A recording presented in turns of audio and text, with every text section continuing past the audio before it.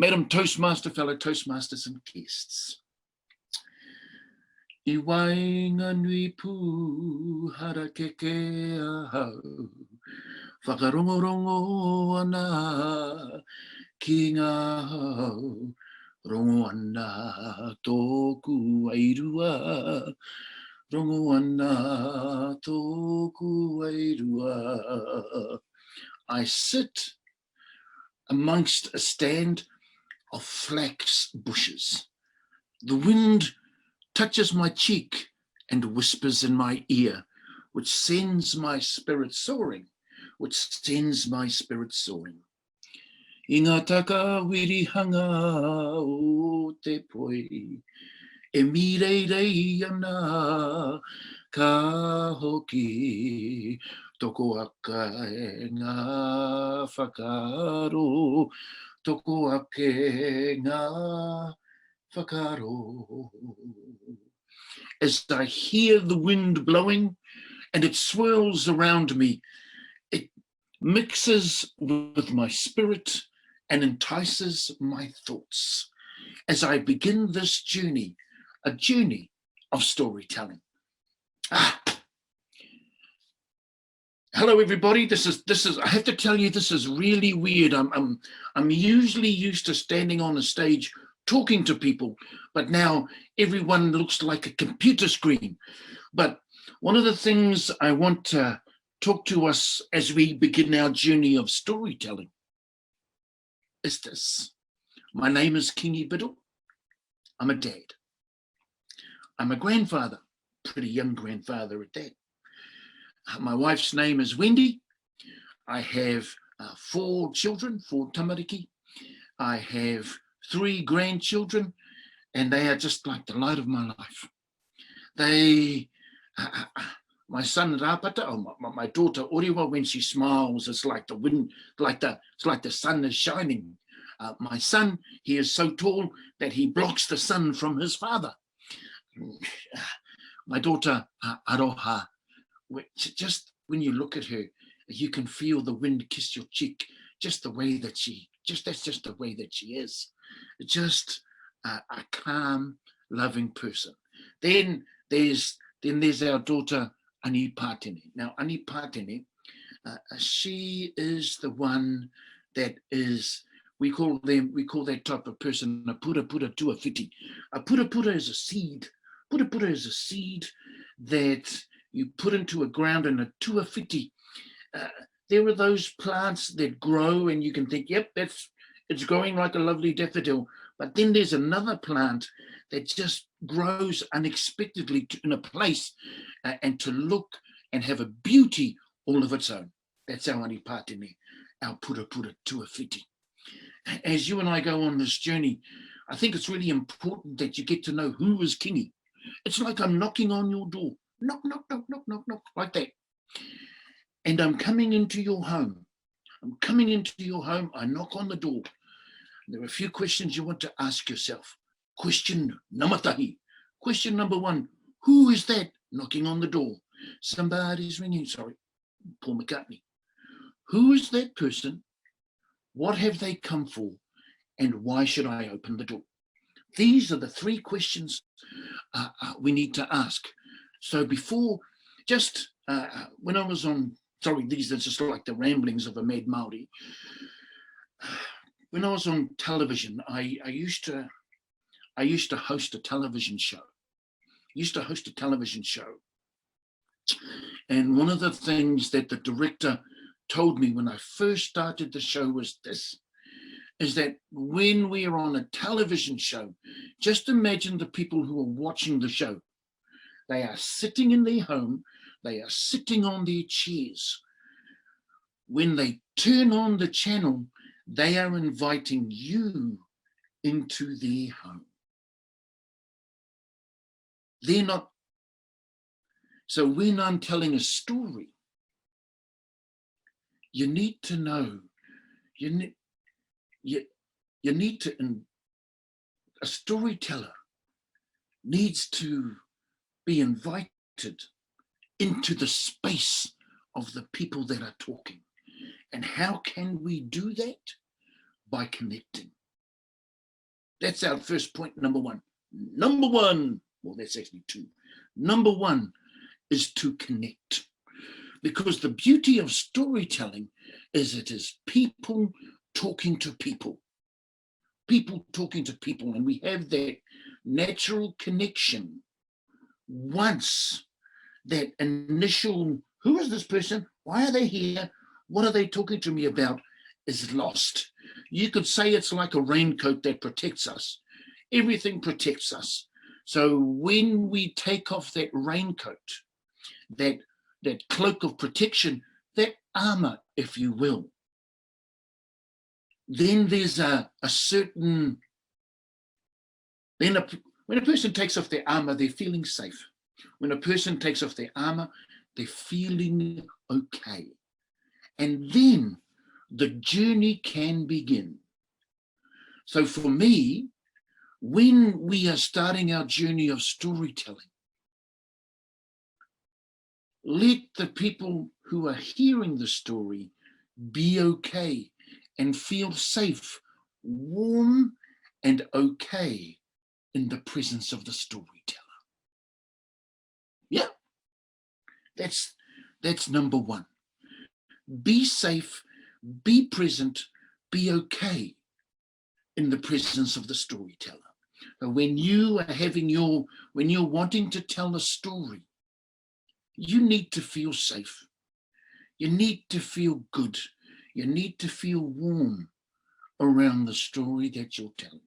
I remember when my wife, when our first baby was born, Aroha, I used to hold Aroha, and I used to be really nervous. Oh, carrying our baby around like a Fabergé egg. Oh, I can't drop the baby. Don't drop the baby, Kingi. And my wife Wendy told me, she said, you need to be okay because baby can sense it. Baby can sense your trepidation. Baby can sense your nervousness. So from then on, I started to feel relaxed holding my daughter. Because and then when I became relaxed, so did my daughter. And as we translate that to the work that we're doing as storytellers, message tellers, really, we have a message that we want to deliver. Like a stork, flying. Here's the message that we want to deliver to you. We need to be okay. We need to be all right. We need to be settled with the story or the message that we're going to tell. So now that's message number one. Now, just to let you know, is that probably as a role, what I like to do is finish my lecture part, my Kingi lecture part, quite early, and to give you an opportunity, Mr. Toastmaster, or Madam Toastmaster, I should say, gives you an opportunity to ask questions, because that's really where I live, is in the interactions where you can ask me a question, and then I'll just tell you what I know. And I'll just tell you what over the years my ancestors have told me, or what I have picked up from great people such as Marin Toyama, who's in the area that Taz and Deb are in Maryland. This is my favorite part. It is called Take Me There. Take Me There. There are a couple of distinctions in this point that I'd like to share with you. There's the distinction of description, and there's the distinction of take me there. Now, when we are giving a description, we are describing. In speeches, something happens. Something scary, something awesome, something nice has just happened. And when we are telling the story, there are two things that would happen. One would be describe, and that is, today, I woke up this morning and I decided to go for a walk. I walked outside and I could see some trees. I could see a car, I could see a train track. I stood by it in a lovely field of daffodils, and it was a wonderful, wonderful feeling. So that's describing what happened. As a storyteller, we need to take the storytellee, as it were, the person we're telling the story to, let's take them on the journey with us. Even though the journey has happened, let's take them on that journey. And how we do that is by taking the people with you. Let the people, let the audience know, how did you feel? What did the rooms, what were the smells like? What did you hear? What did you feel, the physical sensations? And how did that affect you? There is a conversation there, what we call a hakatoki. And in the hakatoki, that is a proverb. And this proverb says, e koe koe te tui, e kete kete te kaka, e ku ku te kereru. What does that mean? It means Kingi is awesome, but devastatingly humble. No, it doesn't. It means e koe koe te tui. The bellbird calls. E kete kete te kaka. The wood pigeon chatters. E ku ku te kereru. And the dove coos. You see, they are all birds, but the sound that they make to the world is different. They overtly look the same. They all have wings, they all have feathers, but their voices are different. And that's like you and I. The way that I would deliver a speech, the way that I would tell a story is overtly different to a way you would tell the story. And the best way to tell a story is to find out the way you tell a story. So if this is to me, others may disagree, and they're right. And I'm right too. You know, this thing called right. Ooh, we just spent too much time on it. Now, if, let's say, you are a introverted type person, but then you hear you have to be extroverted like myself. Well, have you ever seen, sorry, this is really embarrassing, have you ever seen somebody who doesn't dance? They might just be a stick there, but they're told that they have to dance, and you can see they don't know how to dance, and so they're correct. We call that daggy dancing. It's not natural for that person to dance. After a while, when they practice, they can dance. But what they do best is, I don't know what the best way that an introvert dances. It's just that idea popped into my head. But there's a natural flow that everybody has when they dance. So somebody just might need to dance just nice and cool. That might be the introvert's way of dancing. Yeah, they don't have to do the. That's for somebody else. And so the idea is to look for your natural style. When they say be yourself, that's pretty close to it. What is your natural style? When my dad taught me to shave, he said, go with the grain, son. Go with the grain. When my ancestors, they used to carve carvings, they would say, go with the grain. And your natural style needs to go with the grain. That's actually not the main point, because we're going to take me there, but it's something that you can use as a cornerstone of your style. What is your style? Is it the style of the tui, the kaka, or the kereru? Take me there. What does it smell like? What does it look like? And how did it make you feel? Can you remember the movie with Gene Wilder? It was called Willy Wonka and the Chocolate Factory. Yes, can you remember that? There's a part right at the beginning. They go into the Willy Wonka factory.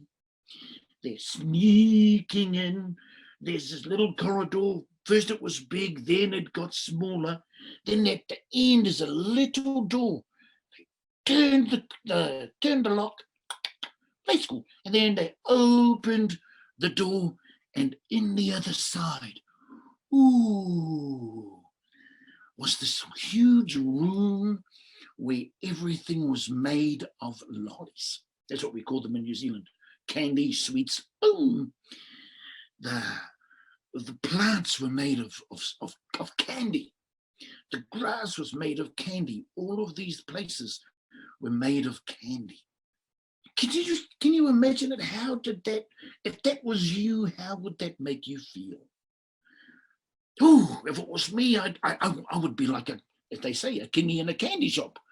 Oh, shall I go to this one here? It would make me feel so excited. Oh, I want to go there. Oh, I want to go here. So how that's the idea of taking you there. Take the person on that tour as if you were there, because that's what a story is. It's a journey. How would you, here's something that you might want to try, explaining what you would do if you got into that candy store to somebody else. Would you say, oh, I would go to this sweet here, I would go to that one there, I'd go to the big water fountain of chocolate?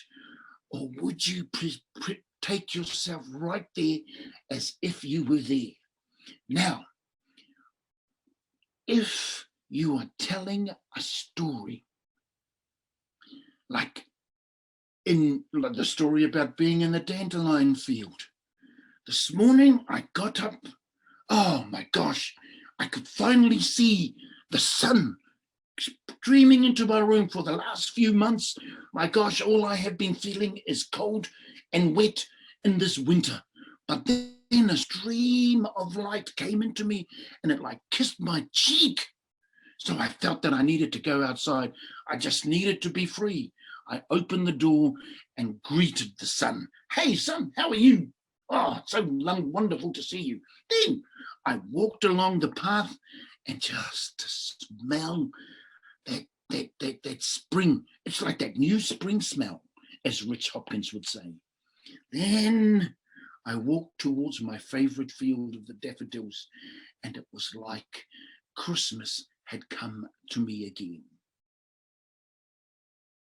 When you're telling a story, take yourself there so that it's like you're putting people in your car. Put them in the car and take them along with you. Because when we're telling stories, it's the light and the shade, the voice and the silence, the body language, but it's also the feeling. That's what we're wanting, the feeling, so that we can see what, we can be there too, even though we weren't there. That's the beauty of the story. Take people along with you on that journey. I think if there was something my ancestors would also be as a gift for us all, to share with a gift for us all, is this. One of the things we do as Toastmasters is that we write down our speech, then we set about learning the words. When we were young, our ancestors, when they would talk, my grandparents and her relations and her family would sit and talk about history, and they would place us on their knee, just letting us do things as babies. But the words they would say would waft down into our ears and never be forgotten. These are the stories that I have grown up with. These are the stories that I see every day because there are particular designs, there are particular meeting houses that remind me of that story. So when I'm telling a story, I know that story. I haven't lived that story, but that story's been in my mind, in my psyche, and in my spirit for years. In fact, for we the Maori, the generations, I was born in the 60s. I was physically born in the 60s, but I'm 1,000 years old. Why is that? 1,000 years old, because the lineage I come from and the stories that are told. So my message to you at this time is this, is that it's powerful to know the words, but it's more powerful to know the story. What's the story that you're wanting to tell? Because you wouldn't write the story down in the first place. So know the story and the words will flow. You need to know the format of the speech. You need to put down the actual writing, the words of the speech, but let the words of the speech come from that story that you know, so that if you forget the line, if you forget a sentence, that's okay, because you haven't forgotten the story. A few times in this last 20 or so minutes, I've forgotten a few things that I needed to say, but that's okay. I know the story. In fact, a few of the examples I've given you, I've deviated, have actually been new stories I've brought to you, like the kwe kwe, te tui, te ke te ke te te kaka. But I know the story, and so I know how to send it to you, how to portray it and to deliver it to you. Because it's just like this. Here are a pair of glasses that I have, well, my case. Just imagine that this case is your speech or your message.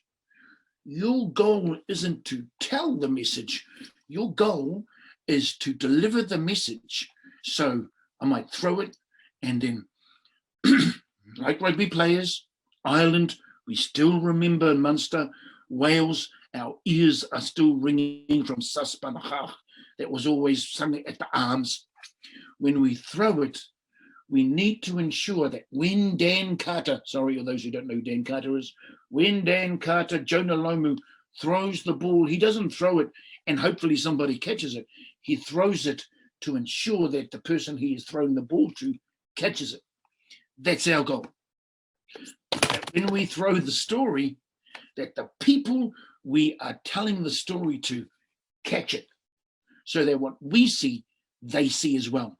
Because when they see it, they get the juice, they get the benefit, they get the power, and they get the real benefit from the real message.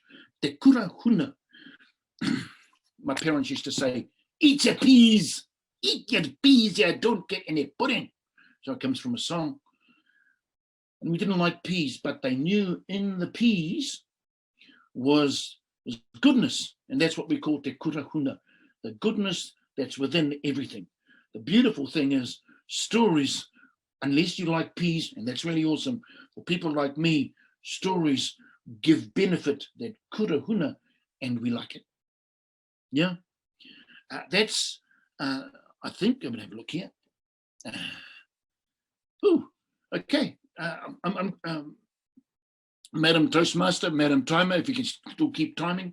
What I'd like to do now is I'm about 25 minutes into my speech, maybe 24, for this session. If there's anybody who'd like to, I'd like to open it up, because I think my answers would be more powerful and more focused based on each question. So if anybody would like to ask me a question, maybe perhaps, well, just said, maybe perhaps Sergeant at Arms or Madam Toastmaster, you might select the person who asks the questions. I'm all good with that. So, any questions? So, shall we ask people like to write it in the chat, and then I can read it out so that you can all... That works for me. Yep, that's okay. Either that, or people could use the raised hand reaction button in. It's totally up to you. It's totally up to you. And then just as long as a question comes to me, I'll be happy. I'll be happy with Either way will be good. We'll keep an eye on Right. going to be first. Elizabeth Jordan, welcome, Elizabeth. Hey, Elizabeth. Thank you. Well, I am absolutely delighted to be asking you a question because I've been chasing you for a very long time. So welcome to D71. My question is this. You obviously have an extremely rich culture that almost enables you to tell stories. But without that sort of cultural nurturing, how does one tell these great stories? Let's go to Toastmasters. I think everybody. I was asked this question a couple of years ago. Was that, or another one is to give me a call, text me, and then I will help you.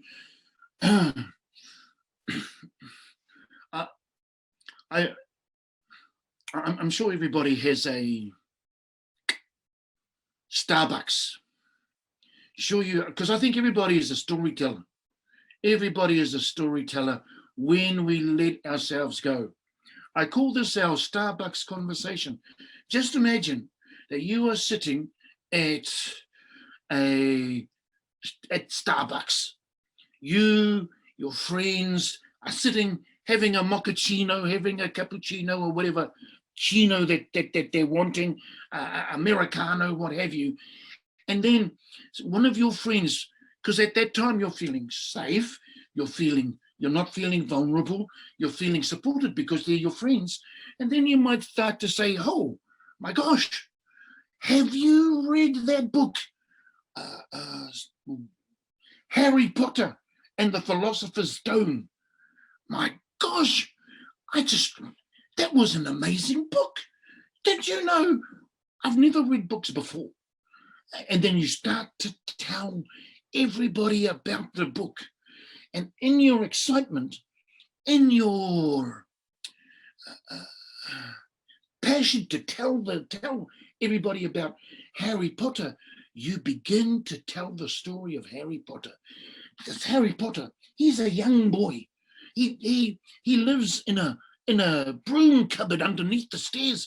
My gosh, and the parents, oh, they are just so, and his uncle and aunt, oh, they are so, let alone talk, let's not talk about his cousin Dudley. See, that's a story. And I think one of the things that, and it took me a while to realize, is that the stories I know are the stories that I've been told. The stories you know are the stories that you've seen, the stories that you've read. It doesn't matter how the story gets to you. It's about stories come to you, and if it lights you up, you'll naturally tell the story. If it doesn't light you up, you'll just say, yeah, it's a pretty good book. So when you're wanting to tell stories, ask yourself, is this a story I want to tell? Am I excited about the story? If you're not, then that's okay. E koe koe te tui, e kete kete te kaka, e ku ku te kereru. Somebody, you as a tui may not like that story, but a kaka down the road thinks it's awesome. And their natural enthusiasm will help them tell that story. So I think one of the big, so to answer your question, a really long answer, I'm sorry, it's nearly Christmas, Abicha, is to do I'm not a storytellerectomy. And if you just realize everybody's a storyteller, we just don't know we're telling the stories. Then that old raincoat will come off, and a more willingness to learn. Because you see, my ancestors have taught me, it just means that I have more access to the Wi-Fi, the storytelling Wi-Fi, but it doesn't mean everyone else can get access to the storytelling Wi-Fi. We have people like Mark Brown, we have people like going to those international storytelling festivals, then you can see, then you can learn, and then you can ask, and then you can find your natural way. Toastmasters is really awesome about helping you become the storyteller you want to be, you were meant to be. I hope that's helped, Barbara, but there are many places to go to learn. I was just lucky that I had access to my grandparents, but it doesn't mean, sorry, is it David? David? Yes, David, yes. Hello. Sergeant at Arms. David, Sergeant at Arms. Hello. Yes. You that song that you sung in Welsh, Yes. that Welsh song, what's that about? Can I ask? It's it's the story of Mafanwi, and it's a love story. I'm not exactly 100% sure because when I learnt it years ago, I had all the translation in my head, but not being Welsh, it slipped away. But I think Andrea may well be able to give you a better answer than I can. I could make it up and tell a story. That's But, okay. Andrea doesn't. There's a story there. There's a story there waiting to be told. You know? yes, There's a story there waiting to be told. absolutely. Kingi, before we go to those that have got their hands up, we have got a question in the chat here from Bernie, who says, how do you stop nerves taken away from putting the story across as you want to tell it? What would you say to that, please? If I have the answer, if you can find the answer, can you tell me? I think I know that being a world champion of public speaking finalist, could I just ask Taz, are you there? Yes, I'm here. Taz, can you just, I think we've only got a few moments time, but in about 3 minutes, can you share about 2013? Yes, We're talking about nerves, aren't we? Yeah, talking about nerves. And for everybody who's on this call, your nerves can literally get the best of you. They can really just put you down in your chair and make it so that it's hard to overcome. And that happens to everybody. That can happen to everybody. So when it does happen, don't be scared of it. But one of the things that happened with Kingi and Kingi was in his semifinal speech contest, and I believe we were in Cincinnati, and we were there. And I know that I've met Kingi before that, and I know that he didn't have a whole lot of people from his own club and from New Zealand there to support him. So Deb and I and some of our friends were there to support him. And right in the middle of the speech contest, those nerves overcame Kingi to the point where he was ready to walk out and just say, I'm not ready for this. And one of the things that we talked about was the competition. If you're in a speech competition, which is different than just delivering a speech and telling the story, they can be the same, but there's a little bit different of, the pressure is different. But yeah, he literally was ready to sit down and he walked out of the room and we talked. And when you're competing, the biggest competition is with yourself and what you're able to do and know that story. He talked about that story, and it's absolutely true. There is no other person that knows that story better than you. So there's the confidence to say, yes, it is my story. This is my time. This is my turn to give that story to everybody that's there. And for you to just go ahead and deliver it and do your best. It's one of the things about, overcome. And it took a while for us to get back into that place, and Kingi actually won that competition. And the next day we had a party, And then the next day after that, he came in second after Prez. So just to let you know, we do have a very, very great oral speaker amongst us. Back to you. Thank you, Taz.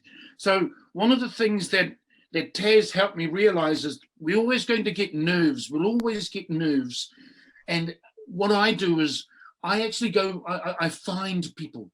I look for people that I trust. I look for people that I respect, and I have a conversation with them, and it helps me clear my head. It actually helps me become the servant of the message that I needed to be. And so if that ever happens to you, my suggestion is to find somebody. To be honest, Taz, his words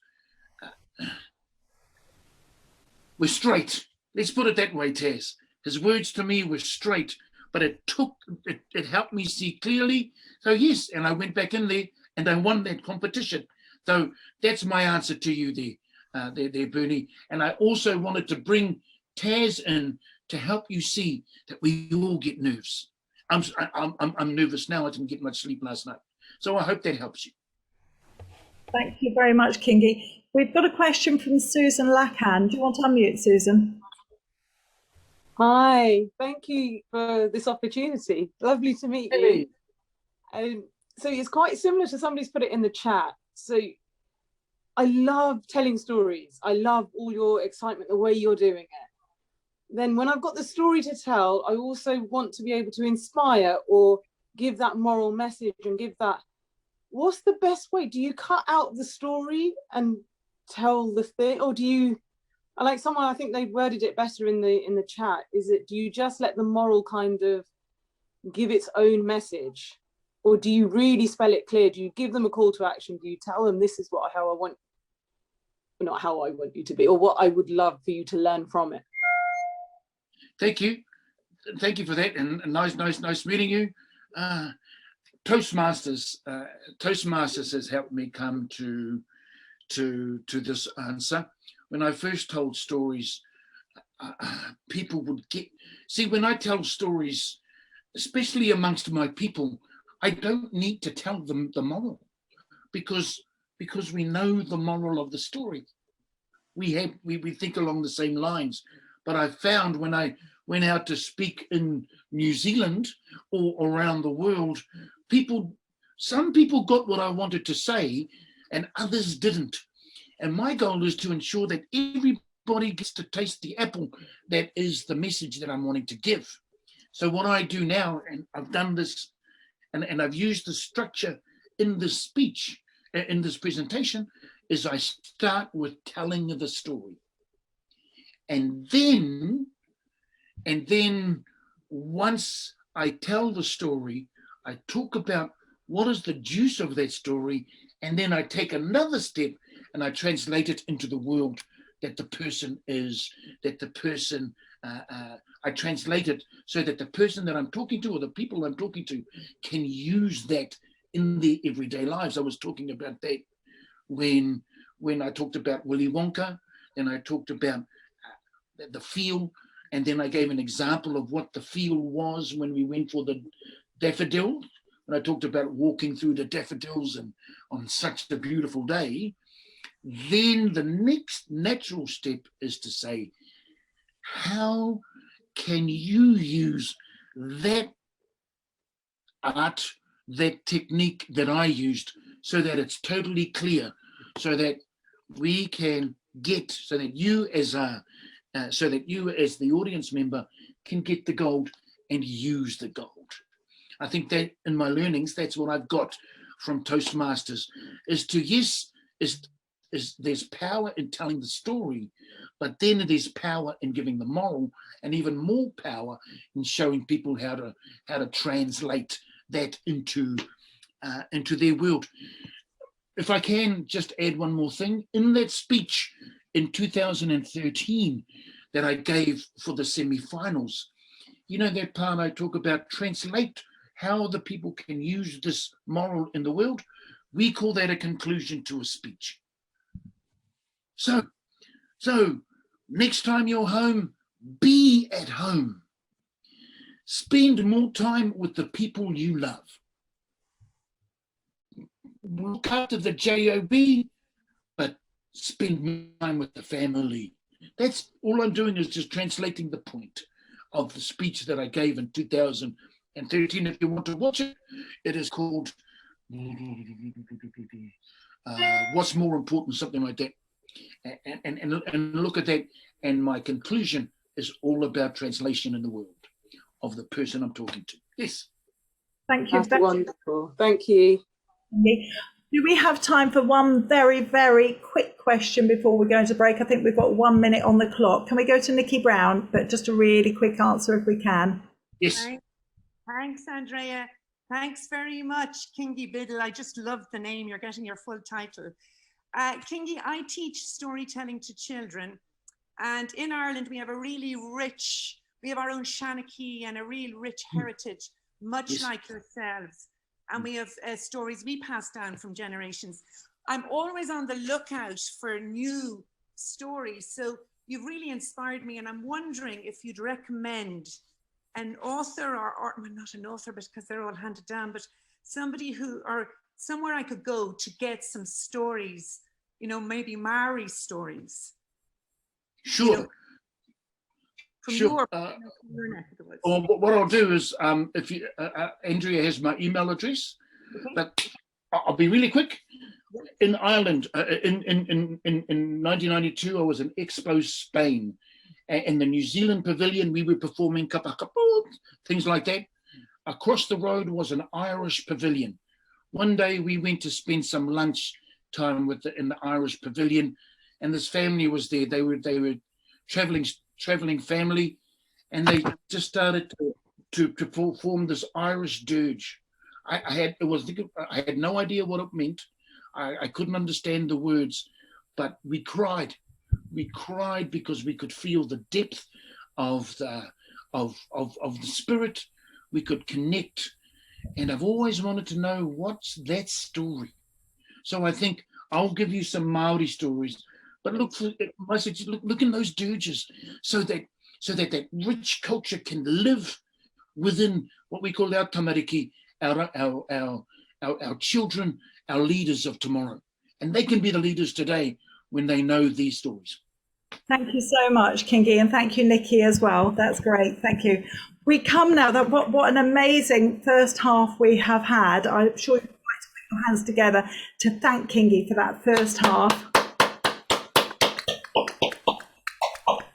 I know, for one, I have stories bubbling up now just listening to things about my heritage, all the stories of my childhood. They're all coming to life in my head. So thank you for the inspiration, Kingi. There's a saying, and the saying goes, he tāniko tāku, nau te kakahui whatu, he kakahu tāku. And that means when somebody is creating a wonderful cloak, we call it a korowai. When they're creating a wonderful cloak, they spend the time working, stitching together all the finery, and then they start stitching all the beautiful feathers on there. Now, they may not be able to, at the top of each, what we call a korowai, is a beautifully latticed design. We call that a taniko. Now, the person, as they're making their beautiful korowai, their beautiful cloak, they may not actually know how to make a taniko. So they go and search out for a great taniko maker. Let us find the taniko maker. And they find a taniko maker, and the taniko maker makes a beautiful cloak, a taniko design. And it looks so wonderful that it just makes that cloak. And the designer might actually say, "Oh, this cloak was made by you. You've made this cloak." Not I've made it. You've made this cloak. But the taniko weaver would say, I only provided the taniko, but you created the cloak that the taniko can be attached to. And so that's why I clap you today, because I'm sharing of myself, but you are providing the ears to listen, to hear, and to take in. You are providing the heart to be able to use that, and you are providing the spirit to want to be able to share that. So thank you very much for this time. Again, I'm going to speak probably for another 10, 15 minutes, and then that will give you an opportunity to ask any more questions. Might be a bit more. I have to be honest there, Madam Toastmaster, I got so carried away that I gave out all of my speech, even the speech that I was going to do, or the content that I was going to do in this section. So I have an idea. In 2011, 2013, and 2014, I competed at the World Championships of Public Speaking, 2011, 2013 in the finals, 2014 in the semi-finals. Now, what I'd like to do is to share the process, if that's okay, to share the process of what I do when I'm writing a speech and the journey that it takes to what is it? The journey that it takes to get to the World Championship of Public Speaking. But before I do that, I actually used to work at a library. Some people are thinking, Kingi, you used to work at a library. Thank you for asking. I did. I used to work at a library. And this library was in a communal area for the Maori. We call that a marae. It was a small library, but it contained many books on the Maori people. It contained many fiction books, and also it contained some artworks, because the person who ran the marae, his name was Arnold Manaki Wilson. He was a famous Maori artist. He could carve in Maori style, but he also loved painting. He also loved clay work. And in the middle of this beautiful library was the bust of his wife, Rangi. Rangi Wilson was her name. Now, I knew Rangi for about 5 or 6 years before, and every time I'd see this clay bust, I would often wonder on how it looked like the twin of Rangi. It was so identical to who she was. She was a beautiful, elegant, graceful lady was our Auntie Rangi. And in the middle of the library was this beautiful bust of hers. There was one day when there needed to be a new shelf brought into the library because there were new books coming in. So what we had to do is we had to move the bust from one area to another so this new shelf could come in. Now, the bust was on this plinth. The bust was on a plinth. Now, this plinth was tall, and was rectangular, was tall, probably about to here to me, and it had a wonderful black satin cloak, beautiful black satin cloak that draped right across the plinth, and at the top sat the beautiful bust of Auntie Rangi. So it was my job to move the plinth from here to here. That's right, here to here. So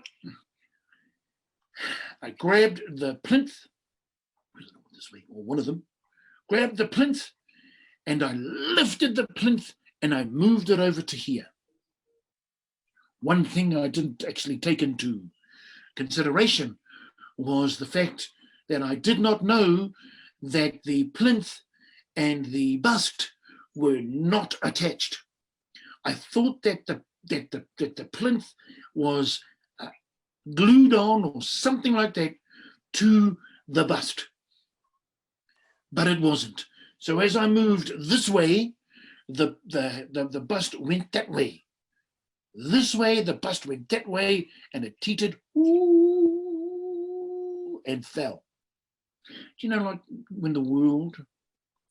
when something bad happens, the world slows down? That's when it fell, the bust fell, and the world went slow. Now, sometimes you think that's a good thing, because if the bust is going slow, then I can catch it. But I was slower. And sure enough, it fell on the ground. Oh, I was busted. Bust fell on the ground. There was dirt and clay all over the place. It was Harry Potter and the Philosopher's Dust. It was underneath Treasure Island everywhere. And just as fate would have it, Murphy's Law is Arnold Wilson walked in the library at the time. And I looked down at the bust, which was busted. I looked up at him, looked back down at the bust, looked back at him. He looked at me. I looked away. I could see the anger in his eyes. He was livid. And then he looked down again. He looked back at me, and he said some words that have always helped me. And I want to share this with you as part of my penance. He looked down at the ground. He looked up at me, and he said, well, didn't belong to me anyhow. Didn't belong to me anyhow. He turned and he left. I was feeling so bad. Oh. But his words rattled around in my mind. What did that mean? It didn't belong to him. Maybe he bought it off somebody. But he did it. Maybe somebody else had bought it. But no, it was still there. And that's when it came to me. That's when it came to me. It didn't belong to him because it belonged to those who came to see Rangi. It belonged to those who came to see the bust. He was the vessel that created the bust and put it onto the plinth. But those who came in to look at her, to admire her, that's who the bust belonged to. The old couple that came in to have a look at, to remember what love looked like. Why a man would paint a beautiful, would create a bust of his wife. The new couple just filled with love. They'd come in to see what love would look like as love endures. The message, the bust belonged to them. The bust belonged to me, who would always come and just wonder, wow, that's an amazing bust. What a great look. What identical to Auntie Rangi. But it was all busted on the ground. And as we continue our journey in the World Championship of Public Speaking, our journey at home, our journey to teach with children, let us always remember that the message we give is like that bust. We are the storytellers, but the message doesn't belong to us. It belongs to those that we tell them, that share the message with. Mark Brown, world champion, 1996, something like that. He said, everybody has a story, and somebody in the audience needs to hear that story. We are the messengers. We aren't storytellers. Well, at least I'm not. I'm not a storyteller. I'm a messenger. I have a message to tell. A message for hope of those in need. A message of worth for those who feel they do not have any. That's who I am. So that's a really long way of sharing how I prepare for the World Championship of Public Speaking, because it's the same way that I prepare for this presentation. It's the same way that I prepare when I go and speak to our people. It's the same way I prepare for when I go and when visitors come to what we call our marae, to our community space, and welcome them, I ask myself one question: what is the message I want to deliver? Because there might be great speeches that will win, great messages that will win a speech competition. And if you want to win a speech competition, I'm sure that there are shops down the road where you can buy yourself a trophy. But there's trophies, there are trophies. One more thing before I open it up. In 2014, I gave a speech about how my father was sick. He needed to go for tests. So the tests were quite painful. So I would go with Dad and sit with him and hold his hand while the tests were happening to Dad. They weren't really comfortable tests for him, but holding his hand and made him know that I was there, that someone was there with him. Then came the day he had to go for another test, but I was out of town doing some work. The meeting was at 2, so Dad and we talked, and then we made a deal that at 2 o'clock, wherever I am, I would squeeze my hand. That's what I would do. I would squeeze my hand. And then I would, what's that word? I'd squeeze my hand, and then I would, and Dad would squeeze his hand at 2 o'clock. So it would be like that we were squeezing each other, or we were holding each other's hand at the time of the pain, even though we weren't together. In the audience was a person, a grandmother. She was looking after her granddaughter because the grandmother's daughter, the mum, was in hospital, and the granddaughter was pining for her mum. She wanted to help her mum, and her mum or mother, was in hospital. After hearing that speech that I gave, the grandmother went home and talked to the granddaughter and said, whenever you're feeling lonely for your mum, squeeze your hand and your mum will be squeezing back. Because the grandmother had just popped in to see the mother. And she said to the mother, whenever you're feeling low, squeeze your hand and we're squeezing back. The granddaughter was so happy, and the daughter was so happy, it helped them both. And that came from a story that I told, a message that I shared in the World Championship of Public Speaking at our district contest. I won that contest, but to me, the greatest trophy that I received that day were these salt and pepper shakers. Because I got a letter from the grandmother, and she sent me a pair of salt and pepper shakers, 2 people together holding hands, to remind me of the difference that my speech, that my message made that day.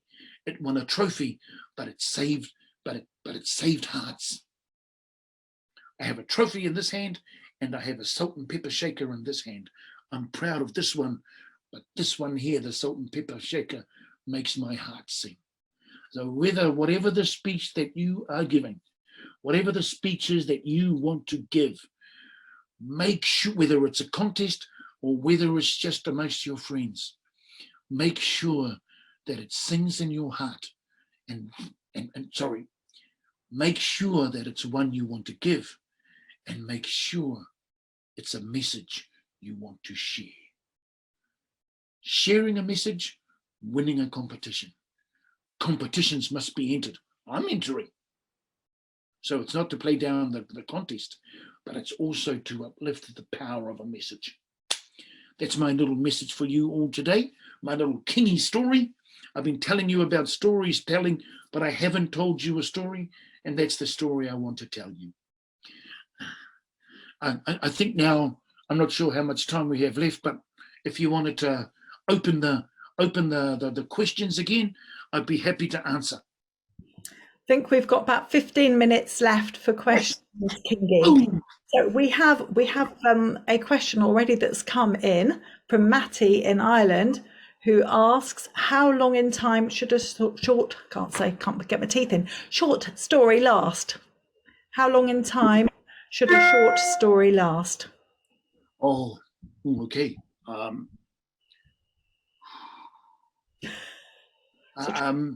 long is a piece of string? I think for me, it's if you're telling that short story, and I'm guessing not the written short story, but a story that you're telling, as long as two things, as long as you are engaged in it, and secondly, as long as the people you're talking to are engaged in it, and you can see when you're sharing that story through the eyes, through the reactions of the people, how long you should pitch that story. And what does that mean? It means there might be little sections that you think of that you might think, oh, actually, I won't bother look, I won't use that. But what I'll do is, it might mean I need to get to the moral sooner, and then that gives me more time to talk about how can I translate that moral into the work that the people do. Yeah, that's really what I have. But I'm not, and I have to say this, I'm not a body language expert. There was one time I gave a speech in Rotorua, in my hometown, a 10-minute speech, which was wonderful. And when I looked at the audience, it was like people were playing with their iPads, playing with their iPhones, looking away. So I thought I was absolutely bombing. I just thought, oh my gosh, I might as well leave the stage now. I didn't. But 2 days later, I got feedback from the conference saying that my speech was voted the most favorite speech of that whole weekend.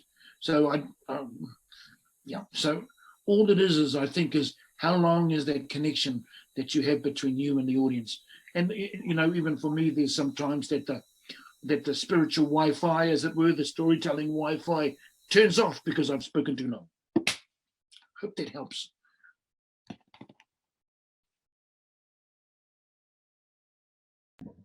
Thank you, Kingi. David, you've got a question for Kingi, I see. Yes, Kingi. Have you always been a natural storyteller, or did you come to Toastmasters to enhance your storytelling, or did Toastmasters inspire your stories? Yeah, thank you very much for that. I'm actually quite shy, if I was perfectly honest. I'm a shy person in general, but extroverted when it comes to situations such as this. I had always been a storyteller, whether in my shy time, I was always great at telling jokes.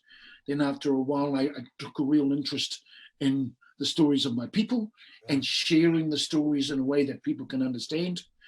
But as I shared in the breakout room, is that I had spent a lot of time learning the Maori language. I'm a second language speaker, so I wanted to become really, really fluent. So for 10 years, I focused on that. But as a master of ceremonies, moving from Maori to English got really hard because the Maori way of thinking and the English way of thinking are two different ways, two different things.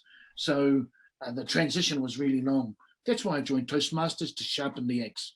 There's a saying called akate maui, akate katau. Strengthen the left and the right. So I needed to strengthen the right and the left. And so that was the English. So I went to Toastmasters and to sharpen the axe. And after 2 months, I think my transitions were wonderful. How has Toastmasters helped me? You may not believe this, but you probably will.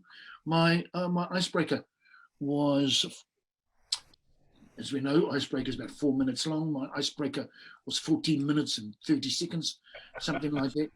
Toastmaster, after I think project 2 and project 3. Project 2, what is it? The body of the speech, and 3, get to the point. Boom! That's when my life changed. That's when I wanted to stay with Toastmasters, is to be able, it helped me truncate my speech, get to the point, and also what is it? And also not lose people on the journey. That's what Toastmasters is to me. And so it's helped me on my speech, on my in my Maori language speeches as well. Thank you. Can I just add to that? I mean, I've been in Toastmasters for 10 years, and just 2 weeks ago, I managed to do a 7-minute speech in 11 and a half minutes. Oh,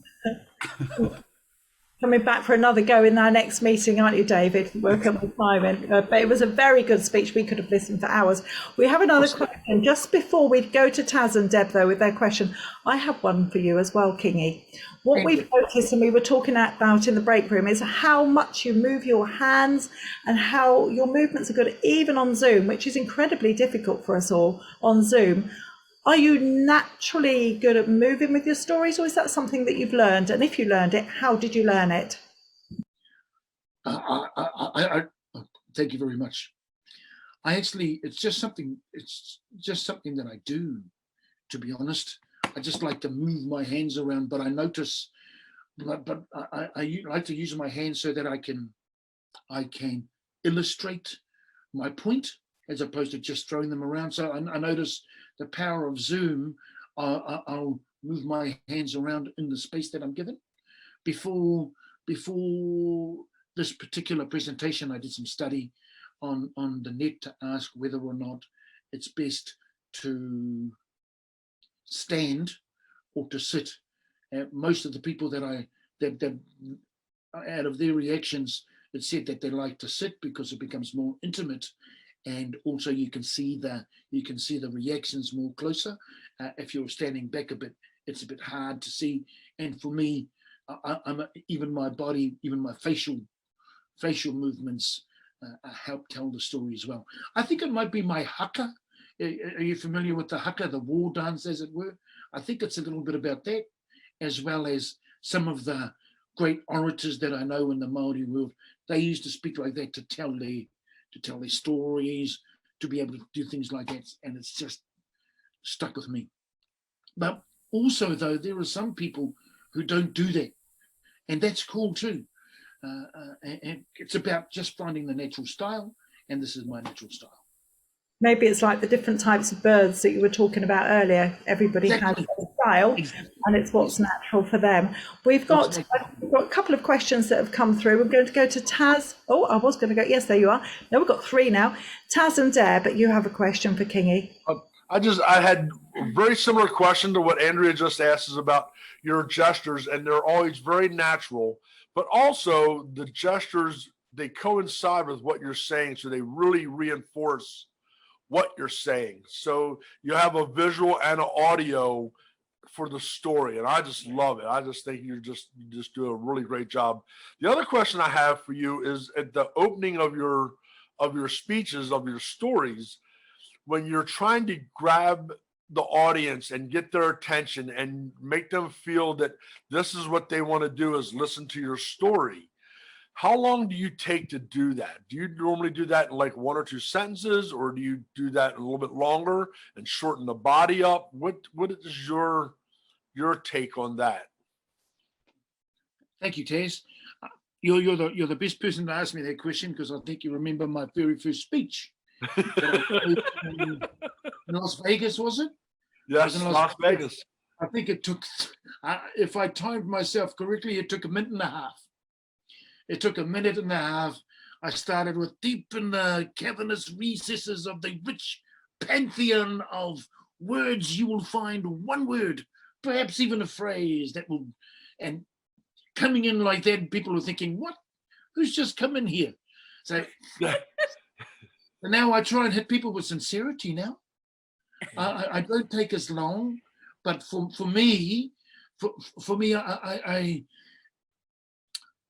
after conversations with people such as yourself, Deb, yourself, Taz, and I've started to see that speaking is about people talking to people. So when I first start, I try and connect that way. So that's what I'm doing. I'm trying to get that storytelling Wi-Fi, that I'm hooking into that Wi-Fi that everybody else has, that not like the Wi-Fi that you see, but the Wi-Fi that connects us. That's how I try and connect. If I was perfectly honest, though, that speech did win. Yes, and in 2013, there was all fun. There was all that one too. That was wow. the Jurassic Park thing. But to answer my question, I think for me now, and this is something that I've always wanted to try. I wanted to be Kingi in this presentation as opposed to anything else, any other presenter. I remember as a radio announcer in the 70s and the 80s, you had that very high, I'm a radio announcer, that real personality. That real, hi, I'm a DJ. But now, in the time that I was a radio announcer, it was they really wanted a personality, a person talking to a person. And so that's what I love about radio. And I want to bring that here to speech making, so that authenticity, that sincerity, that's what I use now to connect. Which is why I wanted to talk about my children, so that you knew who I am right at the beginning, as opposed to, I could have thought, Right. and singing a lovely song, which that actually singing the song, it just grounded me. That's my little prayer that I have before I can start. Yeah, I hope that's helped you. Yep. But again, what's your natural style? And if you move away from what you used to do, that's okay. Thank you, Kingi. Everything's about learning, growing, and like a daffodil, blossoming. Yep. Thank you, Kingi. We've got Thanks, just Kingi. 6 minutes left, so that was a great question. We've got a couple of minutes left. We've got 2 questions, so I think we've got 1 minute per question. Sure. First question we have is from Susanna. Susanna, what was your question, please, for Kingi? Thank you, Andrea and Kingi. My question would be, which you have just touched on, to find your natural style and go with it. So what would be your best tip for finding our natural style? Oh, I just had that with a person in our breakout room. I think the biggest one in the first instance is when I used to start competitions, I had a picture in my head as to what a winning speaker looks like, what a great speaker looks like, and what a great speech would look like. I didn't win. I did not win. So I took that piece of picture that I had out of my head and I put it over here, and I went on a journey and said, and just kept an eye on myself, how do I tell stories? And that's what I felt like. That's the natural style that I have. So my message to you is, the first thing is that what picture you have in your mind about what a great speech looks like, what a great speech feels like, and what a great speaker looks like. If it's unauthentic to you, please just put it up on the hanger when you go home, and just leave it there. Thank you very much, Kingi. Thank you. That's a great answer for that. One last question we have, which is from Susan Lacan, and that is, when you're writing your speech, do you start with the story or do you start with the message? Which one do you come up with first? Oh, I start with a prayer. That's what I start with. Well, what we do is the Maori, we have what's called a karakia, an incantation. So I'll just sit and and whatever comes to me, that's the speech. Or I might be driving down the road and then I'll hear something on the radio and I'll think, that's not on, or, somebody needs to talk about that, or, wow, this is amazing. So I'll start. I don't go looking. I'll just, something that resonates with me during the day, something that might resonate with me down the road, and then I'll just write down that thing, and then I'll just put it away, and then I'll come back to it maybe closer to competition time, and then I'll look. There might be 3 or 4 things. The one that still resonates with me is the one that I'll work with. So it might be a story that I remember or a message that I want to share. I like the story because you can find the message. When you have a message, you have to find the story. Oh, that's hard. Thank you very much, Kingi. And we've just got the red light there. That's perfect timing with that question. Thank you so much. I'm sure everybody would like to join me in thanking Kingi for an amazing evening. It's been such a privilege to have you come to Cornerstone this evening.